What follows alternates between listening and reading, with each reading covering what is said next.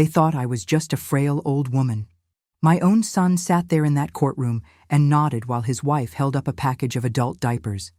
A cruel prop meant to prove I was senile. They wanted my husband's legacy, my home, my dignity. They thought I would crumble under the weight of their betrayal. What they never expected was that I had a surprise of my own, and when the courtroom doors opened, their entire world came crashing down. Before we begin, if you would, please take a moment to like this video and subscribe to the channel. Let us know where you're listening from in the comments below. I wish you a good listening. But that day in court, that was the end of the story. The beginning was so much quieter. It started on a Sunday, the way the best and worst days of a life often do. The house was filled with the scent of rosemary and thyme from the roasting chicken, a smell so deeply woven into the fabric of my Sundays that I barely noticed it anymore. It was just the aroma of home. Sunlight, thick and golden as honey, streamed through the tall windows of the dining room, catching the dust motes dancing in the air and illuminating the rich, dark wood of the table my Robert had bought me for our 25th anniversary. It was a solid, dependable piece of furniture, a table built for a family. On the sideboard, silver-framed faces smiled out into the quiet room. Robert, handsome and proud in his navy suit on the day he opened his third pharmacy. The two of us on a beach in Jamaica, his arm a heavy, warm comfort around my shoulders. The children, Layla and Noah, grinning with missing front teeth in their school pictures.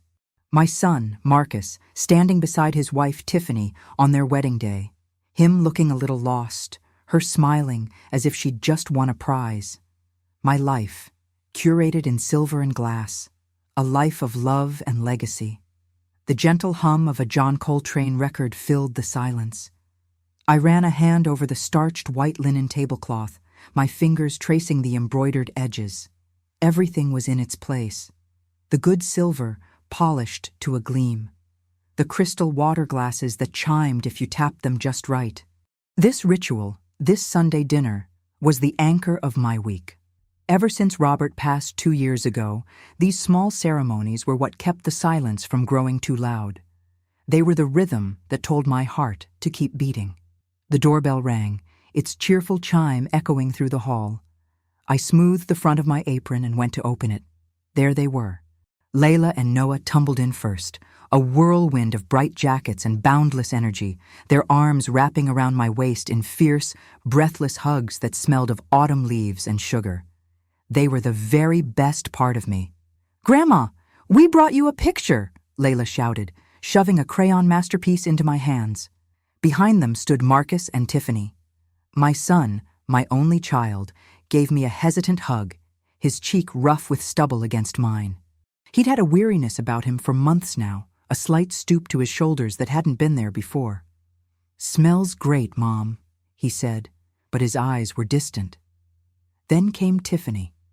She was always perfectly put together, a cascade of glossy black hair and a dress that probably cost more than my monthly grocery bill. Her perfume, a heavy gardenia scent, arrived a full second before she did. "Eleanor, you've outdone yourself." As always. Her hug was firm, her nails pressing lightly into my back. Her smile was brilliant, but it never quite seemed to warm her eyes. I had always told myself I was being uncharitable, that I was just a mother finding fault with the woman who had captured her son's heart. I had tried, for Marcus's sake, to love her. I truly had. Dinner was a familiar scene. The children chattered about school and friends, their high-pitched voices a welcome music. I carved the chicken. Marcus was quiet, pushing the food around on his plate. Tiffany, however, was in command of the conversation. She asked about my week, her questions polished and smooth. "Are you sure you're managing all right in this big old house all by yourself, Eleanor?" she'd asked, her head tilted with an expression of deep concern. "We just worry, that's all." "I'm managing just fine, dear," I'd answered, placing an extra spoonful of mashed potatoes on Noah's plate. "The house keeps me busy, and I have my garden, my friends." "Marcus was saying you forgot about your bridge game with Mrs. Gable last week," she pressed, her voice soft as velvet. "She called the house, and you didn't even remember you'd made the date." A prickle of irritation went through me. I had forgotten. I'd been engrossed in a new history of the Gullah Geechee people, and the time had simply slipped away. It was a simple mistake. "I got lost in a book," I said, my tone a little cooler than I intended. "It happens." Marcus shifted uncomfortably in his chair, but said nothing. He just looked down at his hands, his fork resting on the side of his plate. His silence was a presence of its own, a heavy, empty space at my beautiful table. They left a few hours later, after the children had demolished a slice of apple pie, each, and their sugar-induced energy had finally begun to wane. The house plunged back into a profound quiet. The lingering scent of Tiffany's perfume hung in the air, a cloying sweetness that felt out of place. I cleaned the kitchen, the familiar motions of rinsing plates and loading the dishwasher soothing my nerves. But the unease from dinner lingered. It was a feeling I couldn't name, a shadow at the edge of my peace. Later that evening, while tidying the living room, I remembered the warranty for the new refrigerator. It had been making a strange humming sound, and I'd meant to call the manufacturer. I knew Robert kept all the household files in the bottom drawer of the desk in his study. The study was my sanctuary. It still smelled faintly of him, of old paper, leather, and the sweet pipe tobacco he'd loved. I hadn't changed a thing. His books were still on the shelves, his reading glasses still on the desk beside a stack of journals. I went to the heavy oak desk and pulled open the bottom drawer. It was filled with neatly labeled manila folders, appliances, insurance, taxes. I thumbed through them, but the refrigerator warranty wasn't where it should be. My fingers brushed against a folder that didn't belong. It was newer than the others, the tab unlabeled. It had the logo of Marcus's bank printed in the corner. He must have left it behind by mistake. My first instinct was to set it aside, to call him in the morning. It was his private business. But something made me pause. A flicker of the same disquiet I'd felt at the dinner table. With a hesitant breath, I lifted the folder from the drawer and opened it. The first few pages were copies of my own financial statements, things Marcus helped me manage online. Nothing alarming there. But then, I turned the page. My heart didn't stop. It did something worse. It gave a hard, painful lurch, then began to beat in a slow, heavy rhythm that I could feel in my throat. I was looking at a document drafted on a law firm's letterhead. It was a series of notes, bullet points under my name, Eleanor Vance. The words that followed made no sense.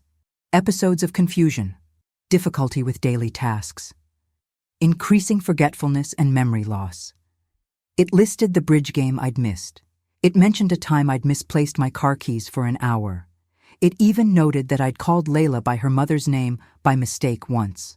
Each one was a tiny, harmless moment from my life, now twisted and catalogued, presented as evidence of a mind in decay. They were drafts of letters addressed to a neurologist I had never met. My hands began to tremble, the paper rattling softly in the silent room. This was a violation, a story being written about me without my knowledge, a false story. But why? The answer was on the last page. It was a printed email. The sender was Tiffany. The recipient was a man named Arthur Vance, a lawyer whose name I didn't recognize. My breath caught in my chest. The words on the page were cold, clinical, unbelievably cruel. "We need to establish clear grounds for conservatorship," it read. "The doctor's assessment is the first step. Marcus is hesitant, but he understands the necessity. The goal is full control of the estate before her sentimentalism depletes it." Sentimentalism. That was the word that broke me. Not greed, not evil. Sentimentalism. My love for my home, my preservation of my husband's legacy, the trust fund he had painstakingly built for the future of his family, all of it reduced to a senile old woman's foolishness. My love for my son, my grandchildren, the very core of my being, it was a liability to be managed, an obstacle to their goal. I sank into Robert's old leather chair, the folder falling open in my lap. The pages stared up at me, an indictment and a death sentence all in one. The world I had so carefully tended, the family I had built my life around, it wasn't real. The warmth of my home, the Sunday dinners, the loving smiles. It was all a performance, a stage they had built to conceal the coup they were planning. The silence of the house was no longer peaceful. It was hostile. Every shadow seemed to lengthen, every creak of the old floorboards sounding like a footstep in the dark. The house wasn't my home anymore. It was a gilded cage they were preparing for me. The air grew cold, and for the first time since Robert died, I felt utterly, terrifyingly alone. The betrayal wasn't a possibility on the horizon. It was here. It was in my hands, written in black and white. And it had been happening all along, right under my roof, disguised as love. I sat in that leather chair for a long time, the silence of my husband's study pressing in on me. The grandfather clock in the hall chimed 11, then midnight. Each resonant gong felt like a shovelful of dirt being tossed onto a coffin, the coffin of the life I thought I had. Finally, my limbs unlocked. I stood on legs that felt brittle as dried leaves. My first conscious, deliberate act was one of deception. I carefully placed the pages back into the folder, aligning their edges perfectly.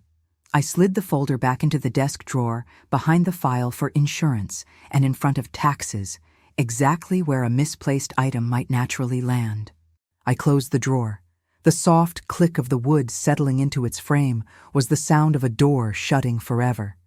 There would be no screaming, no tearful confrontation. Not yet. A declaration of war is not something you shout from the rooftops. You plan it in the quiet dark. I walked through my home, but it was a stranger's house now. The photographs on the sideboard were no longer memories, they were lies. Marcus, my son, with his arm around me in a picture from last Easter, his smile was a mask.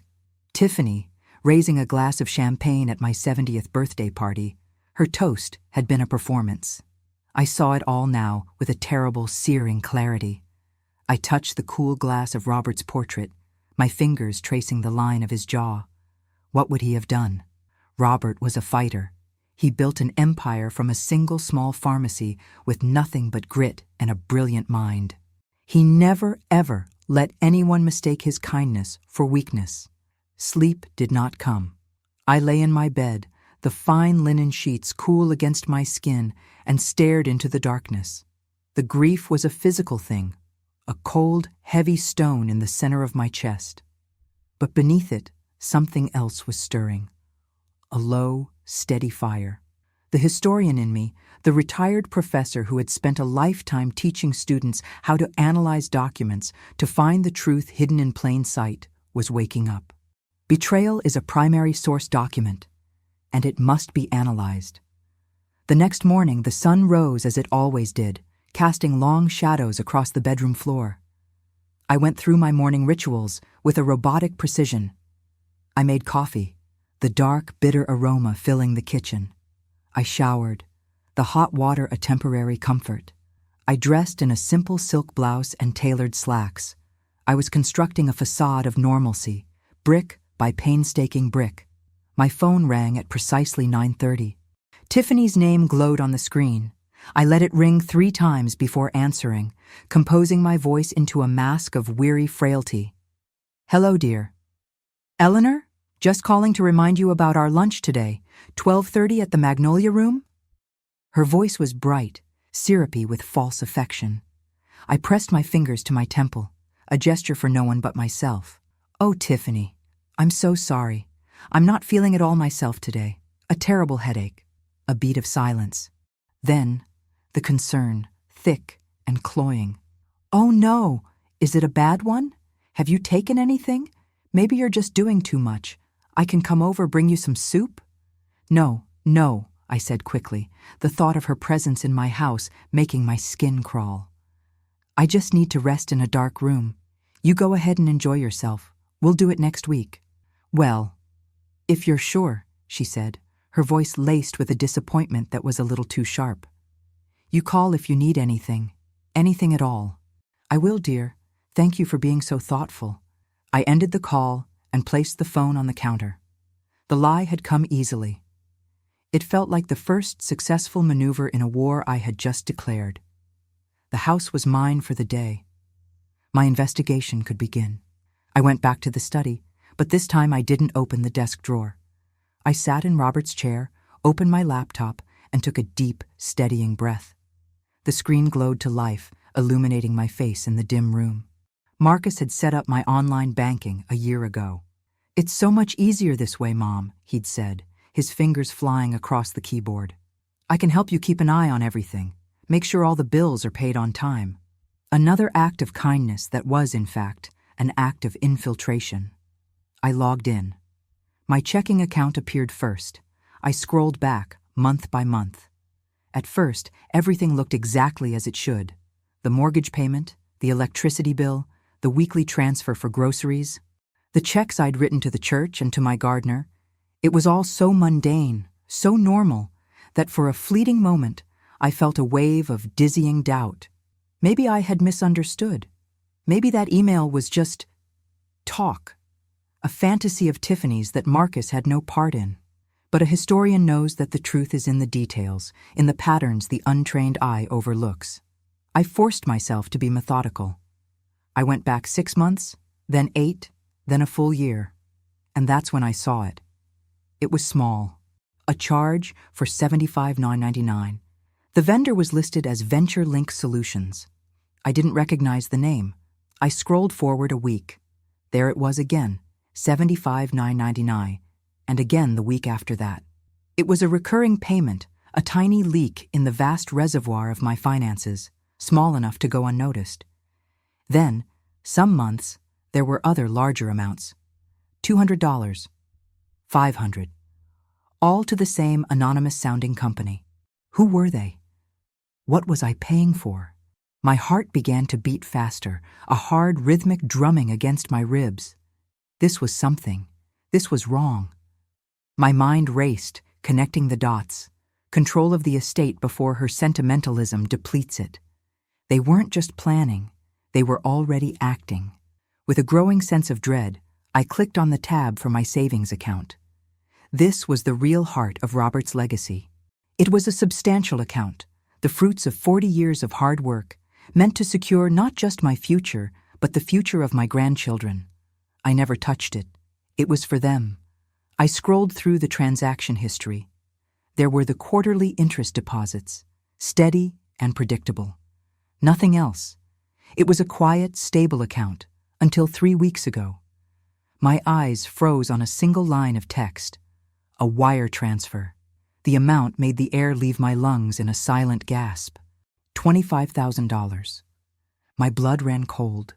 I stared at the numbers on the screen, willing them to change, to be a mistake, a typo.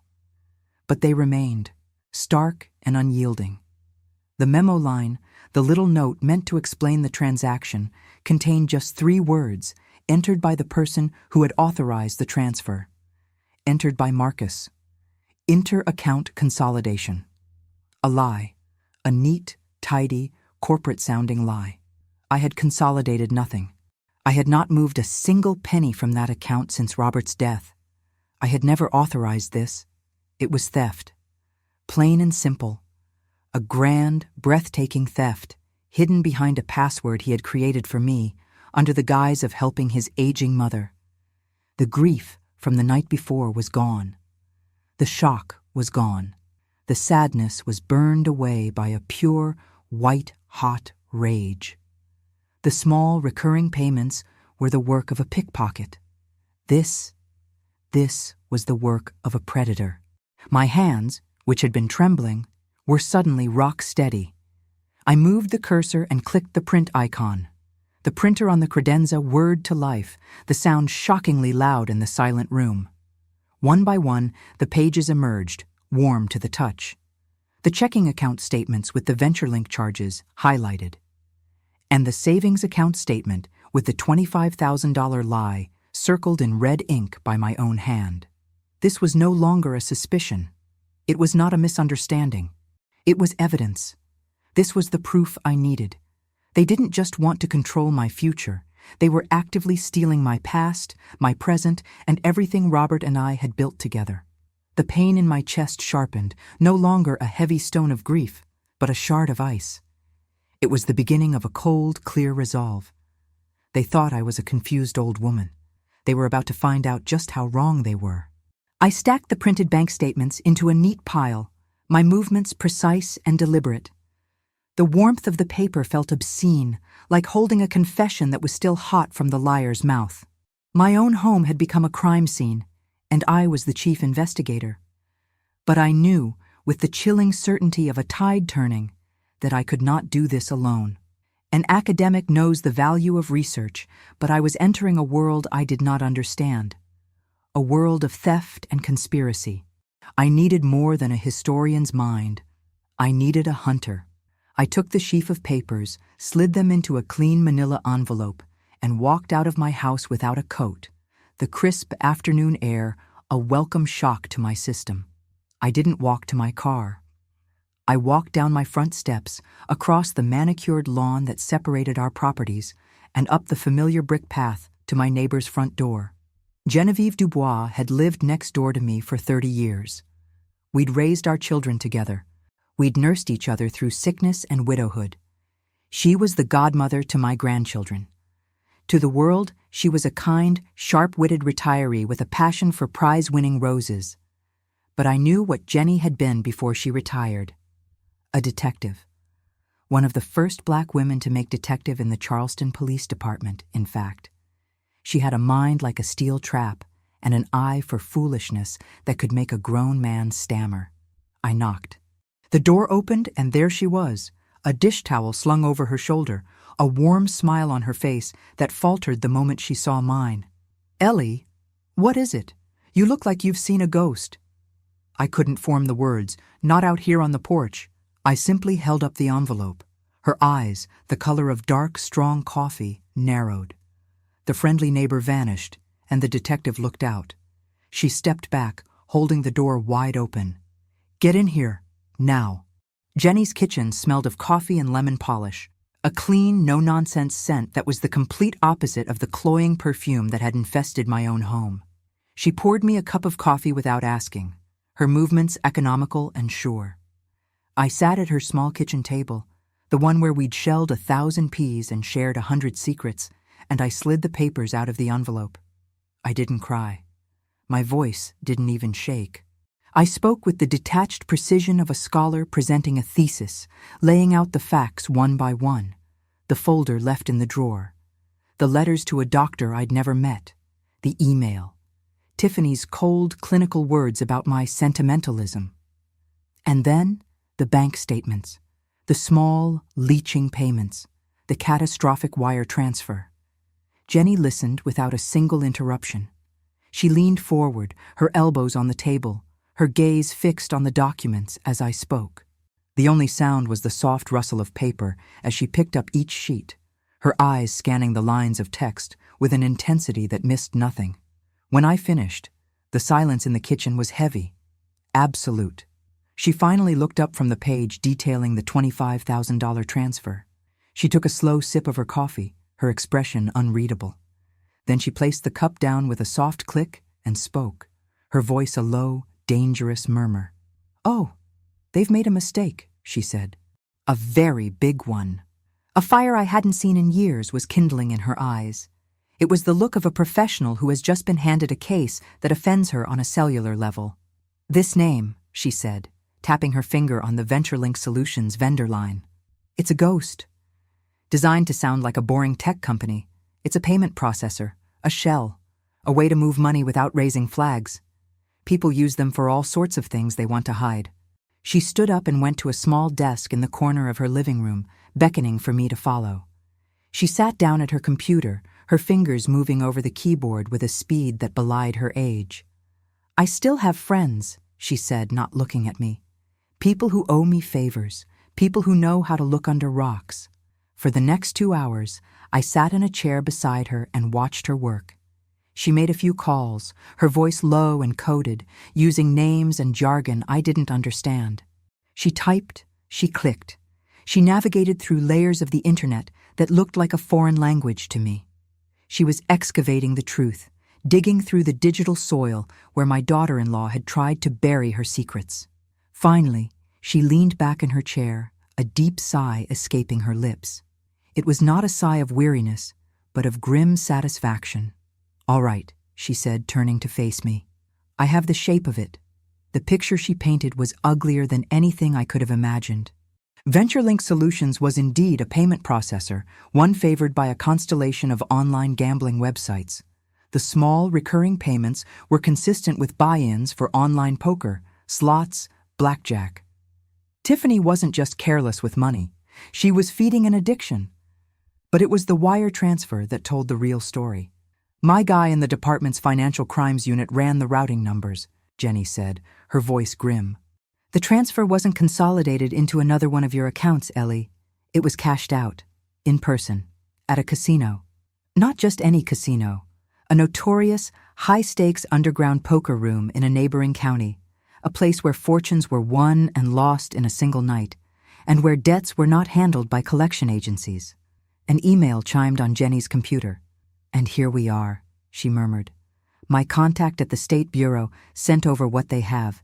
It's not an official file, just talk. Street-level intelligence." She turned the monitor towards me. On the screen was a grainy photograph of Tiffany. She was at a card table, a drink in her hand, a tight, manic smile on her face. She looked like a completely different person from the polished, concerned daughter-in-law who pitied my confusion. Below the picture was a short paragraph of text. My eyes scanned the words. "Known high roller. Plays above her means. Rumored to be in deep." And then, the final, devastating piece of the puzzle. "Owes a significant marker to the house manager, Anton Petrov. Estimated debt in the high six figures." Petrov is not a patient man. The full, sickening conspiracy snapped into focus. This wasn't just about greed. This wasn't Tiffany wanting a bigger house or a fancier car. This was raw, clawing desperation. She was drowning in a sea of her own making, and my son, my weak, pliable son, was helping her. They weren't trying to steal my money for a better life. They were trying to steal it to save her skin from a very dangerous man. The plan for a conservatorship, the letters about my failing mind, the public performance of my incompetence, it was all a means to an end. They needed to get legal control of the estate, of Robert's entire legacy, to liquidate it and pay off a gambling debt. They were going to have me declared insane to pay for a poker game. I looked at Jenny, the truth a cold, hard knot in my stomach. The stakes had just changed. This was no longer just about my money or my pride. If they succeeded, I would lose everything. My home, my autonomy, my identity. They would lock me away, literally or figuratively, drain my accounts, and leave me with nothing, all while smiling and telling the world they were only doing what was best for me. My very freedom was on the line. I walked back to my house under a sky the color of a fresh bruise. The world looked the same. Jenny's prize-winning roses still stood sentinel in her garden.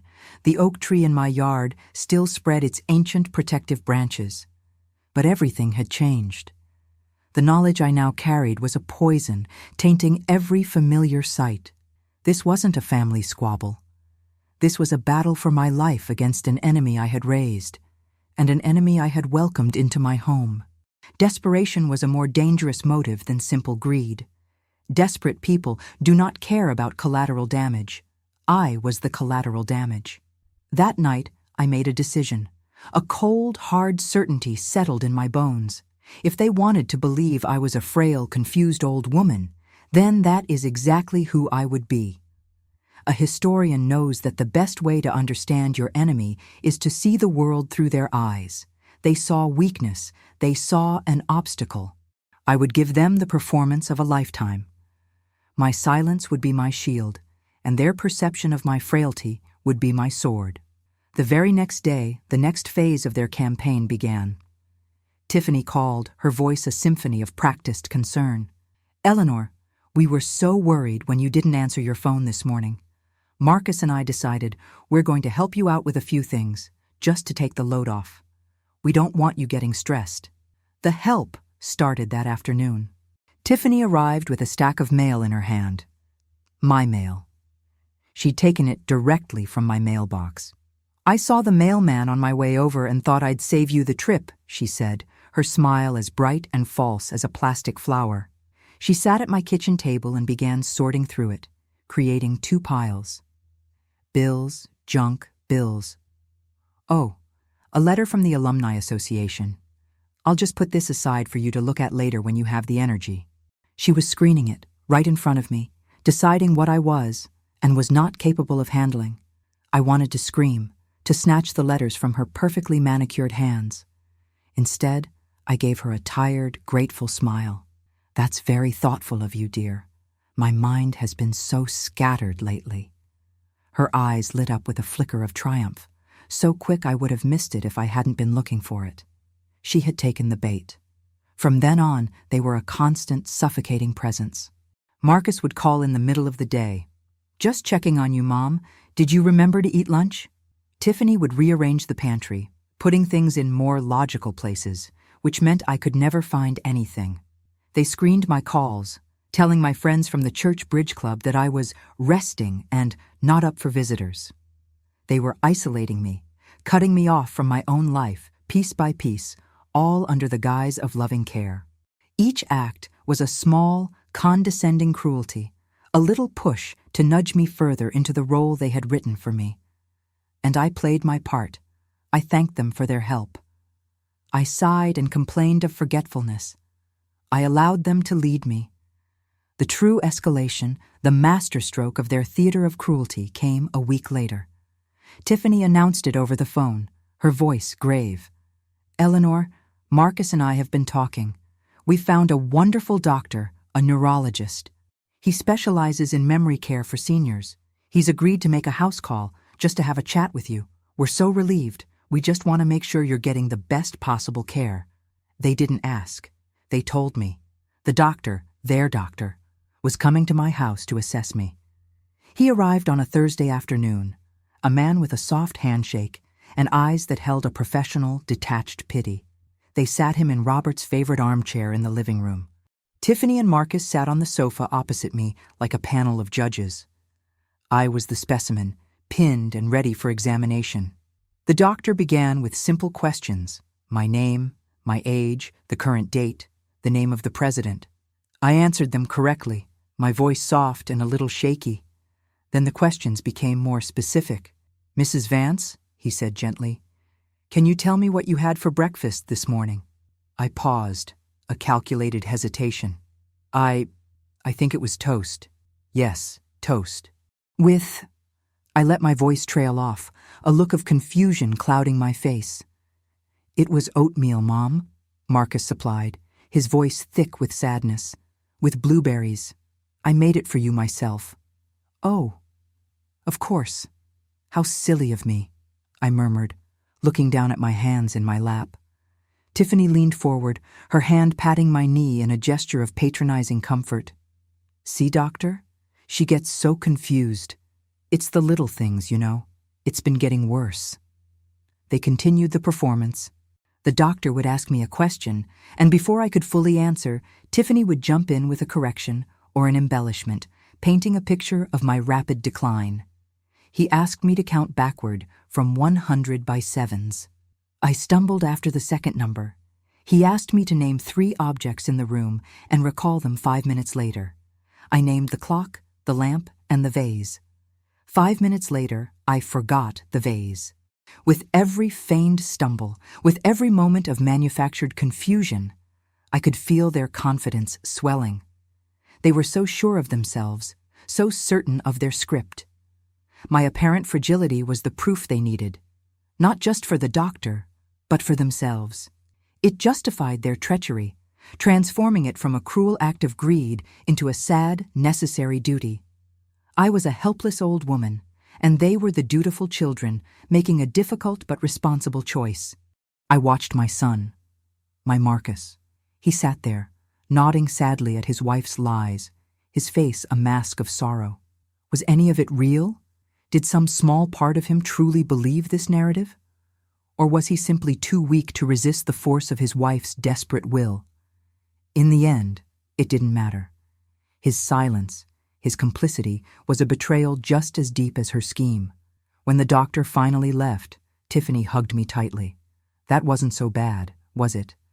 We're going to get you the help you need, Eleanor. I promise. Her voice was a triumphant whisper in my ear. For the next week, the house was quiet. They left me alone, confident that the final piece of their plan was in place. They thought they had won. They thought the doctor's report would be the final nail in the coffin of my autonomy. I spent the week in a state of suspended animation, waiting for the blow I knew was coming. It arrived the following Tuesday, not by mail, which they were still intercepting, but by a courier. A young man in a crisp uniform stood on my porch, holding a large, stiff envelope and a clipboard. I signed my name, my hand perfectly steady, and took the package. I closed the door and leaned against it, the weight of the envelope heavy in my hands. I didn't need to open it to know what it was. This was the culmination of their efforts. This was the official declaration of war. I walked into the kitchen and slit the envelope open with a butter knife. The document inside was thick, printed on heavy legal paper, bound with a staple in the corner. The heading was stark and brutal: Petition for Guardianship and Conservatorship. My name, my son's name as the petitioner, Tiffany's name as a concerned party. It was all there, laid out in cold, legal language. It cited the letters. It referenced the doctor's assessment. It detailed my inability to manage my own financial and personal affairs. And at the end, a date, a time, a courtroom number. They had done it. They had formally filed the petition. A strange sense of calm washed over me. The waiting was over. The dread of the unknown was gone, replaced by the certainty of the fight to come. For Marcus and Tiffany, this document was the final move in their chess game. Checkmate. For me, it was something else entirely. It was the moment I had been waiting for. The moment my trap would finally have its bait. I held the court summons in my hand, the paper cool and heavy against my skin. In that moment, something inside me shifted. A final quiet click of a lock falling into place. The part of me that was a mother, the part that had held Marcus as a baby, that had soothed his fevers and cheered at his graduations, that part of me went dormant. It had to. What remained was cold iron. He was no longer my son, the boy I had raised. He was the petitioner, an adversary, and he would be treated as such. I picked up the phone and made 2 calls. The first was to Jenny. "It's happened," I said, my voice devoid of emotion. "They filed." The second call was to David Chen, the family lawyer Robert had trusted for 30 years. I'd known David since he was a young man fresh out of law school. He was a calm, meticulous man with a mind as sharp as a surgeon's scalpel. "David," I said, "I need to see you, tomorrow morning, and I'm bringing a friend." The next day, Jenny and I sat in the plush leather chairs of David Chen's office. The room was lined with law books, the air smelling of old paper and quiet confidence. David sat behind his large mahogany desk, his expression one of deep professional concern, as he listened. I did not speak. Jenny did. In the crisp, factual tone of a detective delivering a briefing, she laid out the entire story: the initial discovery, the financial forensics, the gambling addiction, the debt, the dangerous man named Anton Petrov. She slid our evidence across the polished surface of the desk, the folder Marcus had left, the printed bank statements, and a new, slim file Jenny had compiled herself, the report on Tiffany's activities, complete with the grainy photograph of her at the poker table. David examined every page, his poker face absolute. He read Tiffany's email about my sentimentalism, and a muscle in his jaw tightened. He studied the $25,000 wire transfer, his lips thinning into a grim line. When he was finished, he folded his hands on top of the file and looked at me, his eyes full of a sorrow that was quickly being replaced by a lawyer's anger. "Eleanor," he said, his voice soft but firm, "this is a monstrous betrayal.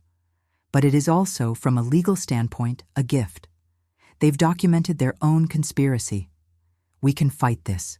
We can file motions. We can present this evidence to the judge beforehand. We can likely get this case dismissed before it ever sees the inside of a courtroom." I looked at the file, at the proof of their treachery laid bare.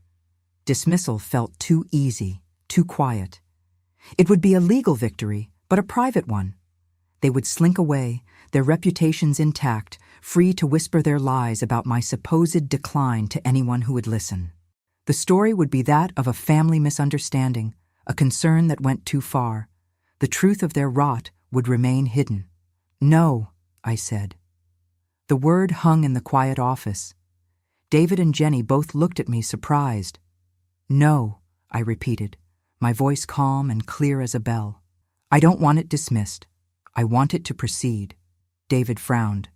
"Eleanor, a guardianship hearing can be brutal, humiliating. They will put your entire life, your mind, on public display. It's a risk. It's a stage," I corrected him gently. "And they have built it for me. I intend to use it." I leaned forward, my hands flat on his desk. My heart was beating a slow, steady rhythm. The plan had been forming in the back of my mind for days, a blueprint of righteous justice. I don't want to just win, David. I want them to be exposed, completely, by their own greed, in their own words, in front of as many people as possible. I want them to build the pyre, light the match, and climb on top of it themselves. The strategy I laid out was simple in its design, but vicious in its execution. We would not fight back. Not at first.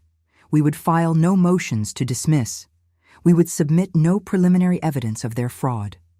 We would, in effect, play dead. We would let them have their day in court.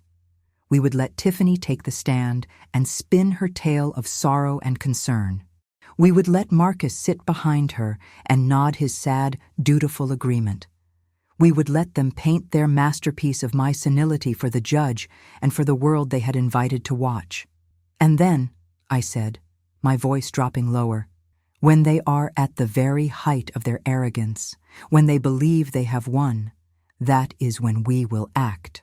David's legal mind immediately grasped the audacity of it.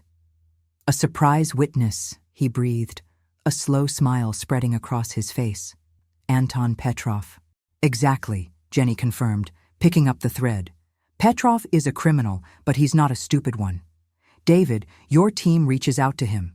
You present him with the evidence that Tiffany intended to pay off her massive debt to him using stolen funds. Funds from an estate she was attempting to seize through felony fraud. You explain to Mr. Petrov that this would make him an accessory after the fact, that he would be implicated. You offer him a deal," I finished. "Full immunity from any charges related to this specific matter in exchange for his testimony. All he has to do is walk into that courtroom when called and state, under oath, the nature of his relationship with Tiffany Vance and the exact amount of money she owes him. The beauty of it was its elegance. Petrov wouldn't have to be threatened.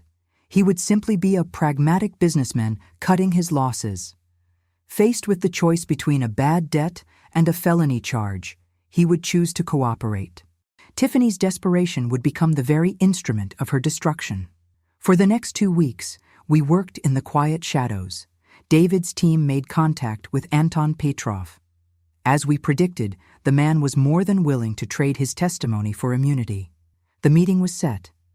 On the day of the hearing, he would be waiting in a conference room in a building across the street from the courthouse until he received a text message from David's paralegal. My role was the most difficult.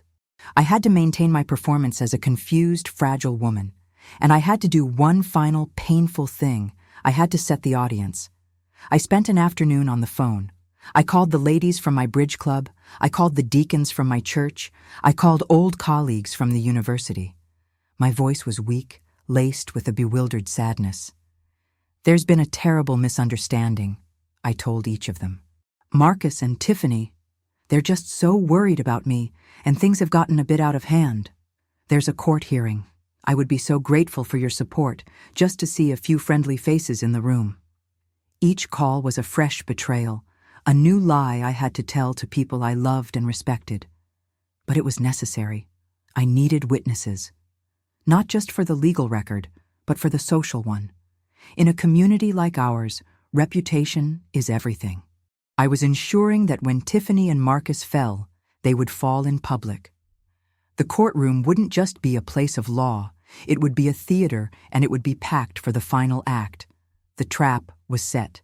The bait was laid. All that was left was to wait for the villains of the piece to walk onto the stage and hang themselves. I walked into the courthouse on David Chen's arm, my steps deliberately slow, a little unsteady. I wore a simple cream-colored dress suit, elegant and understated. My hair was perfectly coiffed. I wanted to look like the woman they remembered, just faded. A portrait whose colors had begun to run. The courtroom was exactly as I had hoped, and exactly as I had feared. It was full. Mrs. Gable from my bridge club gave me a small, worried wave. Deacon Miller and his wife nodded at me, their faces etched with concern. Old friends, neighbors, colleagues, the pillars of my life, all gathered to witness my humiliation. My stomach churned, but I kept my face a serene, slightly bewildered mask. Marcus and Tiffany were already there, sitting at the petitioner's table. Marcus wouldn't look at me. He stared straight ahead, his jaw tight, a portrait of filial anguish. Tiffany, on the other hand, met my gaze. She gave me a small, sad smile, a grotesque pantomime of pity. She was dressed in a conservative navy blue suit, her hair pulled back in a severe bun.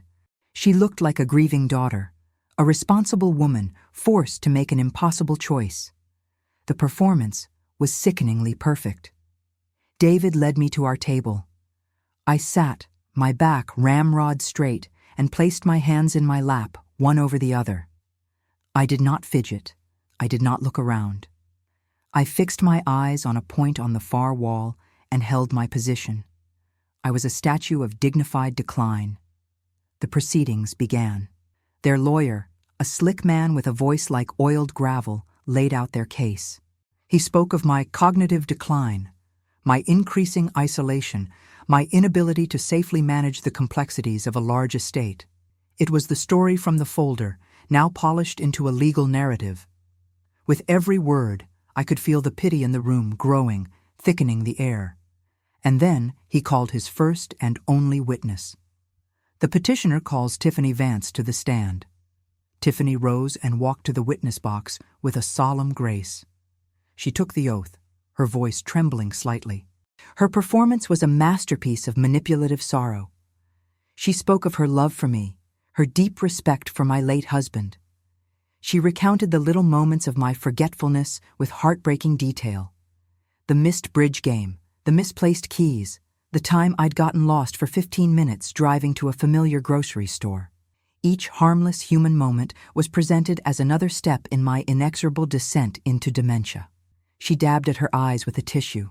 "It's not just the memory," she said, her voice cracking. "She's becoming a danger to herself.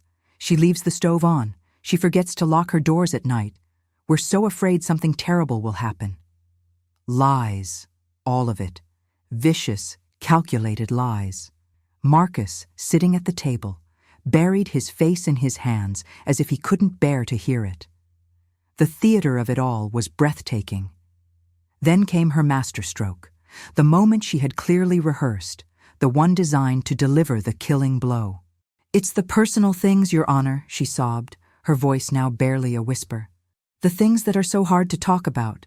She reached down into a large leather handbag at her feet. When her hand came back up, she was holding a plastic-wrapped package.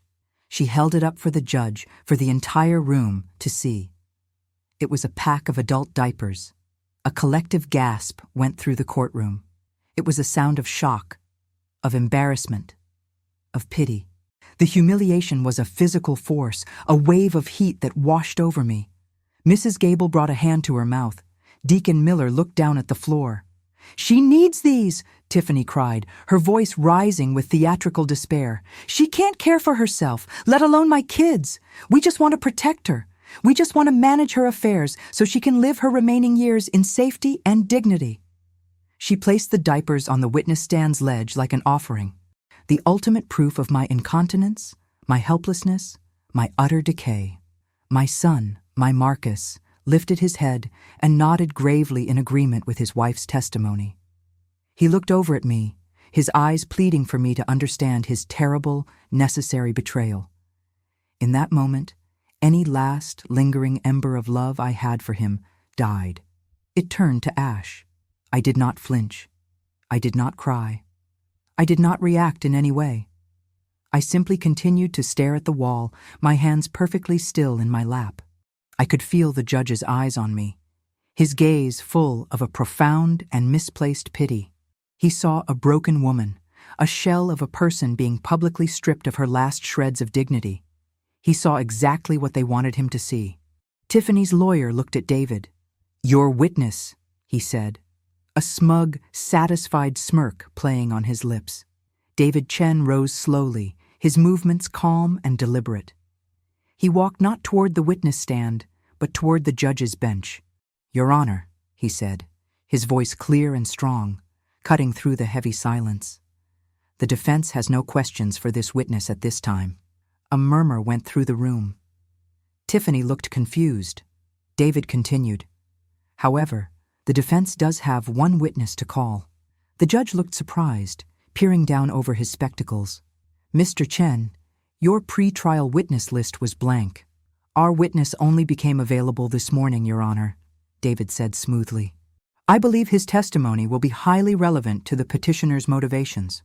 The judge hesitated, then gave a weary sigh. "Very well. A little unorthodox, but I'll allow it. Call your witness." David turned, not to me, but to face the back of the courtroom. He took a deep breath, and his voice rang out, each word a perfectly placed stone that would start an avalanche. "The defense calls Mr. Anton Petrov to the stand." The name meant nothing to most people in the room. It was just a name. But not to Tiffany. On the witness stand, her head snapped up. Her expression of sorrowful concern dissolved, replaced by one of pure, animal panic. Her eyes darted around the courtroom, wide with disbelief and terror.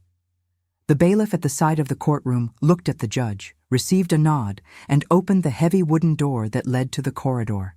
And then he walked in. Mr. Anton Petrov was a large man. He was not just tall. He was broad, a solid wall of expensive tailoring and quiet menace. His dark suit was immaculate, his silver hair perfectly combed. He moved with the slow, deliberate confidence of a man who was accustomed to being feared. He paused just inside the doorway, his cold, dark eyes scanning the room until they found what they were looking for. They locked onto Tiffany. The color drained from her face. It was not a gradual thing. It was as if a plug had been pulled, all life and warmth vanishing in an instant, leaving behind a waxy gray mask of terror. A sound came from her throat, a choked, strangled gasp, like a creature caught in a trap. Her eyes, still locked on Petrov's, rolled back into her head. Her body went limp, and with a soft, final sigh, she collapsed, sliding from the witness chair to the floor in a dead faint. For a single, stunned second, there was absolute silence. Then, chaos erupted. Her lawyer jumped to his feet. Marcus screamed her name.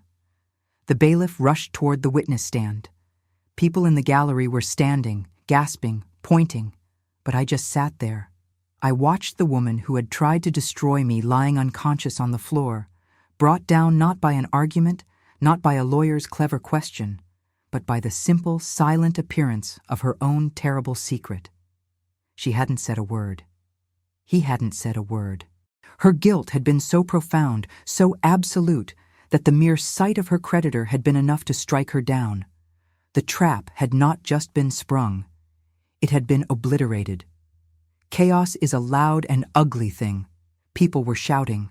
The judge was banging his gavel, his face a thunderous mask of fury. Marcus was on his knees beside Tiffany, trying to revive her, his voice a high, panicked wail.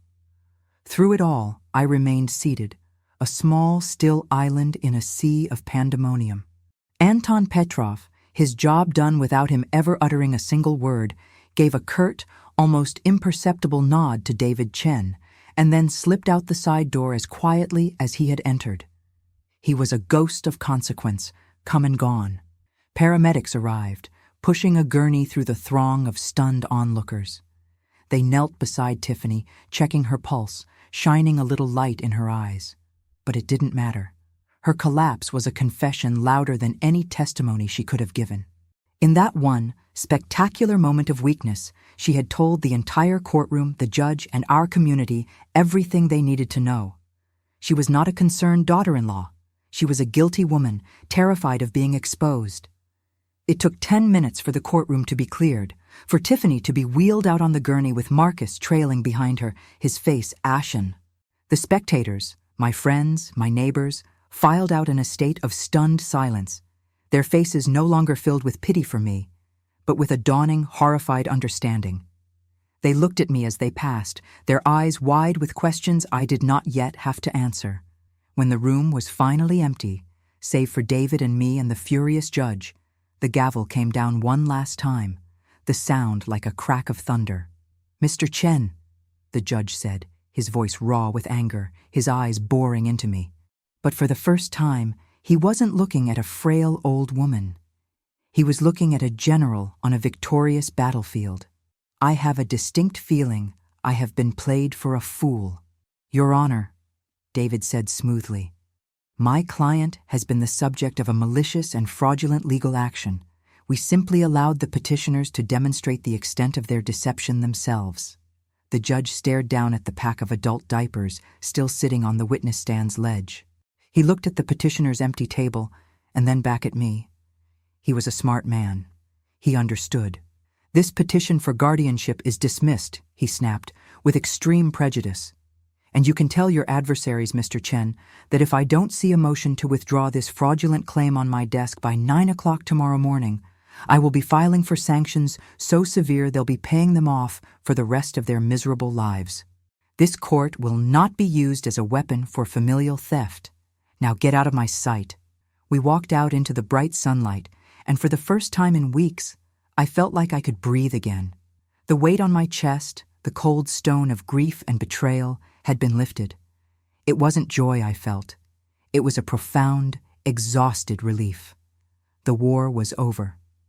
Now it was time to salt the earth. The story ripped through our community like a wildfire.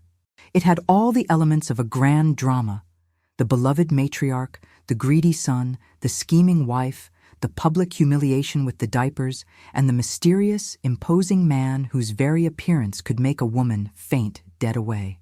Jenny told me the phones were ringing off the hook all over the neighborhood. The narrative they had so carefully constructed of my decline was shattered, replaced by a new one. Eleanor Vance, the brilliant tactician who had orchestrated the most spectacular public downfall anyone had ever seen. Marcus and Tiffany were finished. Socially, they were executed. Friends they had known for years suddenly wouldn't take their calls. Invitations were rescinded. They were shunned at the grocery store, whispered about at the country club. The very people whose opinions they had tried to manipulate against me now looked at them with utter contempt. Tiffany, I learned later, was released from the hospital that evening. Sometime in the night, she packed a bag and simply disappeared. She left her car, her clothes, her life. She left her children. She vanished back into the desperate, debt-ridden world from which she had come. Marcus was left alone to face the ruins. I did not wait. I did not hesitate. The iron in my soul was still hot. The next morning, David Chen was in my living room, a fresh set of documents on the coffee table. The first was a restraining order, barring both Marcus and Tiffany from coming within 500 feet of me, my home, or my grandchildren. The second was more complicated, more permanent. It was the preliminary filing to have Marcus formally and irrevocably disinherited. "Are you certain, Eleanor?" David asked gently. "He is your son." "He stopped being my son the moment he nodded his head in that courtroom," I said, my voice as steady as stone. I picked up the pen.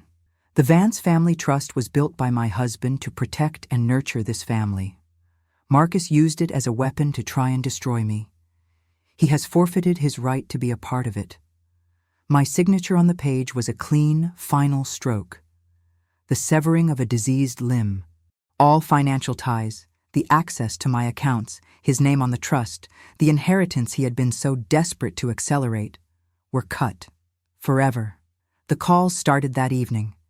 My phone would buzz, and his name would appear on the screen. Marcus. I let it go to voicemail every time. Later, before bed, I would see the little red notification dot, and I would listen. The first message was a string of panicked, incoherent pleas. Mom? Mom, please pick up. I don't know what happened. Tiffany's gone. The lawyer? Mom, please, we have to talk. The second, an hour later, was filled with a pathetic, whining anger. How could you do this to me? In public? You humiliated me. You humiliated your own son. The third, well after midnight, was the one that sealed it. His voice was broken, stripped of all its bluster, reduced to the terrified pleading of a little boy. Mom, I'm sorry, I'm so sorry. She made me. I didn't know what else to do. Please, Mom, I have nothing. They're going to take the house. I have nothing. I stood there in the quiet of my kitchen, listening to the sound of his weakness, his self-pity. He wasn't sorry for the betrayal. He was sorry he had been caught. He was sorry his plan had failed and his life was now in ruins. His regret was born of consequence, not of conscience. I listened to the first 10 seconds of his pathetic crying, and I felt nothing. No anger, no sadness, just a vast, empty distance. He was a stranger on the other end of the line, a man whose problems had nothing to do with me. I pressed the button. Delete. The break was total. It was absolute. And in the silence that followed, I felt a profound sense of peace settle over me. For the first time in a long, long time, I was completely and utterly free. 1 year later, the silence in my house is different. It's no longer the fragile quiet I'd curated after Robert's passing, a silence that could be shattered by a single act of betrayal. This is a new silence. It's solid. It's the deep, peaceful quiet of a fortress whose walls have been tested and held. It is the silence of my own sovereignty. The photographs on the sideboard have changed. The wedding picture of Marcus and Tiffany is gone, of course. In its place is a photo of Jenny and me, taken just a few weeks ago, laughing so hard we're crying, holding up 2 ridiculously large glasses of sweet tea on my back porch. The story of my life is mine to tell again, and I am a ruthless editor. The legal battles are long over. David Chen, true to his word, finalized everything with the precision of a master craftsman. The new Vance Family Trust is a work of art, an ironclad document that bypasses my son completely. Marcus will never see another penny of his father's legacy. The trust is now managed by a coolly impartial financial firm in Charleston, with Layla and Noah as the sole beneficiaries, their futures secured the day they each turn 25. I am merely the steward, the guardian of the gate. The money Marcus helped Tiffany steal, all $25,000 of it, plus the sum of those smaller, leeching payments, was repaid to the estate from his share of the marital home during the divorce proceedings he initiated but never finished. Tiffany simply never appeared to contest it. She was, and is, a ghost. My life, which had become so small and suffocating, has expanded in ways I never expected. My friendships, tested by the lies I had to tell, have become stronger and more honest. My old life as a historian, a researcher, has reawakened. My mind feels sharper now than it has in years, honed by the fight of my life. Jenny and I have been poring over maps and travel brochures. In 2 months, we leave for Egypt. We're going to see the pyramids at Giza and the Valley of the Kings. We plan to sail down the Nile on a dahabeah, a slow, elegant boat with white sails. It's a trip Robert and I always talked about but never took. I am not taking it for him. I am taking it for me, with the money I reclaimed, with the friend who stood by me. The deepest change, however, is the one that has settled in my heart regarding my son. For months after the hearing, I felt nothing for him but a vast, cold emptiness. He tried for a while to breach the walls. Letters would arrive, filled with his familiar blend of self-pity and blame. I would see his handwriting on the envelope and drop it, unopened, into the trash. He is out there somewhere, a man in his 40s, adrift and diminished, a consequence of his own weakness. I cannot find it in myself to mourn him anymore. You can only mourn the loss of something that was truly there. What I lost was an idea of a son I thought I had, and in its place, I have found a profound, if painful, clarity. My true legacy, the only one that truly matters, is not in my son, but in his children, Layla and Noah. After a lengthy and difficult process, I was granted court-approved visitation. They come to the house every weekend now. They arrive in a car service their father is legally required to pay for, and they spend 2 days with me, in a home that is once again filled with their laughter. We don't speak of their parents. We don't speak of the trial. Their wounds are deep enough. My job is not to poison them with the sins of their father and mother. My job is to give them a place of safety, of unconditional love, of strength. My job is to be the anchor in their storm. This afternoon, I am in the garden with them. The late spring sun is warm on my back, and the air is sweet with the scent of blooming jasmine. I'm teaching them about the roses, the ones Robert planted along the back fence 30 years ago. They are a hardy, stubborn breed, with deep roots that have survived hurricanes and winter freezes. This one is my favorite, I tell them, pointing to a bush that is covered in magnificent, deep crimson blooms. I'm wearing my gardening gloves, the worn leather soft against my skin. I gently prune a dead branch from the base of the plant. Look here, I say, showing them the gnarled woody stem. See these marks? This is where it was cut back last winter. We have to do that. We have to cut away all the old dead wood so the new growth has a chance to come through. Noah, who is 12 now and has his grandfather's serious eyes, touches one of the velvety petals. It seems mean, he says quietly. To cut it. It does, doesn't it? I reply, my voice soft. It probably feels that way to the rose bush, too. It's a harsh thing to be cut back so far you think you might not survive. But the most beautiful blooms, the strongest ones, they often come after the harshest winter. I look at their faces, these two precious children who have been through so much, and my heart aches with a love that is fierce and protective. This is the lesson I must teach them. This is the truth I have paid so dearly to learn. Remember that, I tell them, my voice full of a warmth I thought I had lost forever. Strength isn't about never being hurt or never being cut back. It's about how you grow back afterwards. It's about turning your face towards the sun no matter what and pulling up all the life you have inside you. It's about blooming again. Layla smiles, a brilliant, hopeful flash of a smile that is all her own. I smile back, feeling the warmth of the Charleston sun on my face. The garden is peaceful. The house behind me is mine. The children beside me are safe. I am unburdened, finally and completely, and in full, glorious control of my life. I am not just a survivor of their betrayal. I am the architect of my own peace. Thank you for joining me on this journey. If this story resonated with you, I would be so grateful if you would like this video and subscribe to the channel for more stories like this one. Please share your thoughts in the comments below. I truly love hearing from you all. Until next time, be well and remember your own strength.